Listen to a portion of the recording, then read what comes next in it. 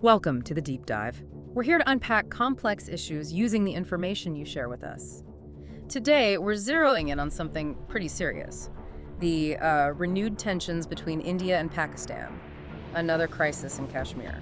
Yeah, and it feels particularly concerning this time. You've got the U.S. reportedly stepping in quite proactively, trying to manage things diplomatically. Exactly. Which sets up our big question for this deep dive. Are these diplomatic moves enough?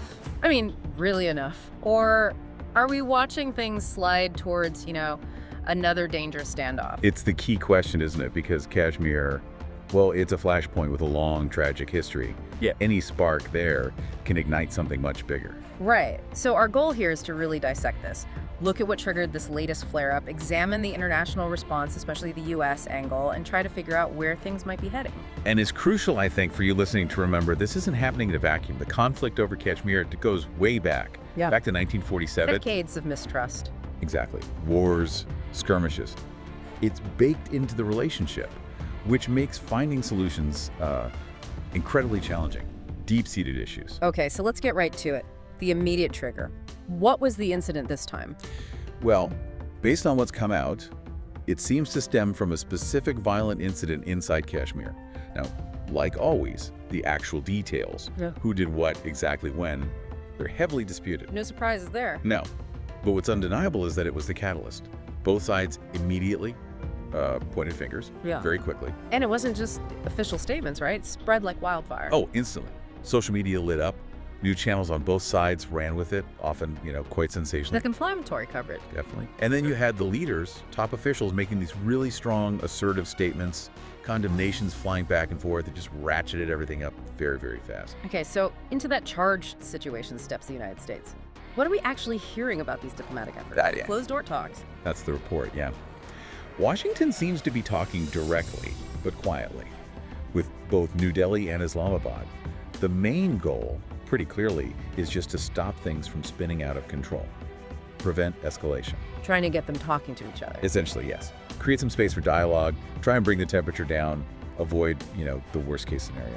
But the U.S. role here, it's complex, isn't it? They have history with both countries. It's not like they're a neutral outsider. That's a really important point. Yeah. It's a very fine line they have to walk. You look back, there's been periods of major military aid to Pakistan.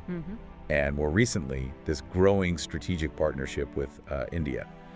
So, yeah, there's historical baggage. Which means any move they make could be misinterpreted. Absolutely.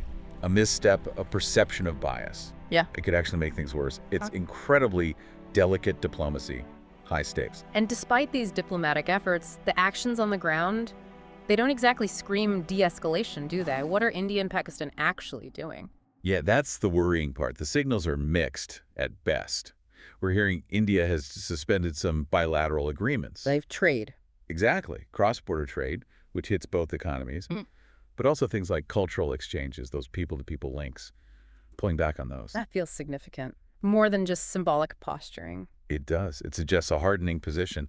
And meanwhile, Pakistan has reportedly increased its military readiness along the line of control. The Lockheed, higher alert levels. Right. And beyond that, you're hearing about diplomats being recalled, maybe some intensified propaganda pushes through state media. Military drills, too. Reports of those as well, yeah. Yeah. More exercises near the border. So you put all that together, it looks less like stepping back and more like, well, preparing for something worse. It really does have echoes of 2019, the whole Pulwama-Balakot situation. The pattern feels familiar. The parallels are quite stark, actually. It's a worrying reminder of how these things can cycle.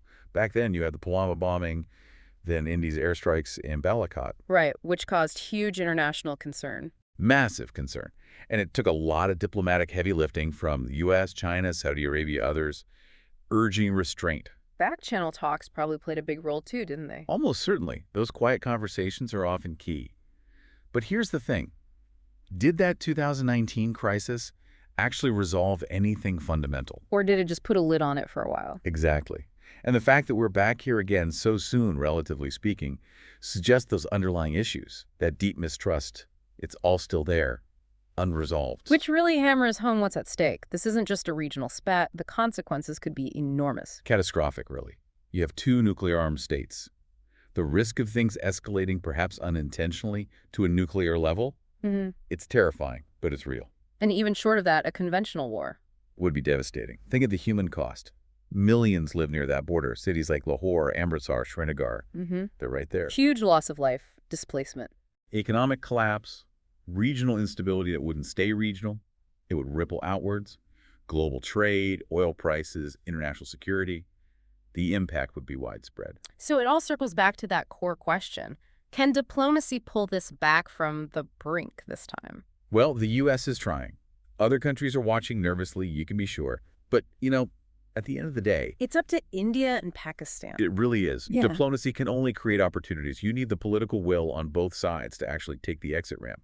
That means having the courage to de-escalate, even with all the domestic pressure, the nationalist sentiment. It requires trust, which is obviously in very short supply. And amidst all the high-level politics and military moves, we shouldn't forget the people, right? Are there voices calling for peace? Yes, absolutely. And it's so important we remember them. On both sides, you have journalists, activists, ordinary families, people who've seen conflict before and are desperately arguing against it. The human cost is real for them. Terribly real. They're reminding everyone what's actually at stake. Lives, futures, stability. Their voices often get drowned out in the noise, but they represent that fundamental desire for peace that exists, among ordinary people. It really feels like South Asia is at a critical moment, a crossroads. It does. History could repeat itself, tragically.